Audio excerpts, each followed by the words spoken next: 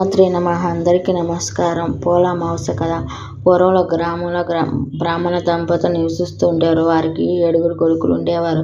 యుక్త వయసులో రాగానే వారందరికీ వివాహం చేశారు. వారికి సంతానం కూడా కలిగింది. గ్రామంలో విడివిడిగా కాపురాలు కూడా పెట్టారు. సంతానం బాగుండాలంటే పోల అమావాస్య శ్రావణ మాసంలో పూజ చేస్తే సంతానం బాగుంటుందని తెలుసుకొని పోల అమావాస్య కోసం వ్రతం అంతా ఏర్పాటు చేసుకున్నారు. వ్రతం చేద్దాం అనేప్పటికీ 7వ కొడుకు మరణించారు. అందువల్ల ఆ వ్రతం చేయలేకపోయారు.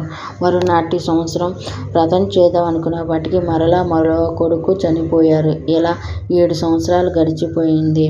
8వ సంవత్సరం కూడా వ్రతం చేద్దామని సిద్ధం చేసుకునేసరికి ఉదయానికి 7వ కొడుకు మరణించాడు.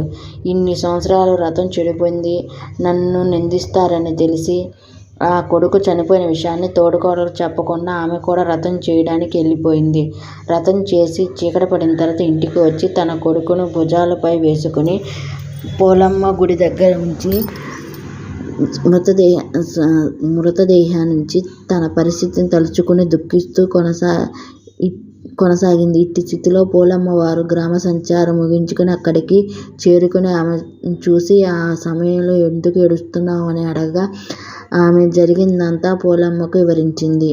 విన్న అమ్మవారు అనుగ్రహించి కొన్ని అక్షింతలు ఇచ్చి తన పిల్లల పాతిపెట్టిన శవం మీద జల్లి పేరుతో పిలవమని చెప్పింది. 7వ కోడలు ఆ విధంగా చేసింది. ఫలితంగా చనిపోయిన పిల్లల నిద్ర వచ్చినట్లుగా లేచి వచ్చారు. వారందరూ తీసుకుని పోలమ్మవారి నమస్కారం తీసుకుని ఇంటికి చేరుకుంది. మరునాటి ఉదయం గ్రామంలో అందరికీ విషయం వివరించింది. అందరూ సంచరించారు. అంతేకాక అప్పటి నుంచి అందరూ ఈ సంవత్సరం శ్రావణ మాసంలో పోల అమావాస్య వ్రతం చేయడం ప్రారంభించారు. Thank you for watching.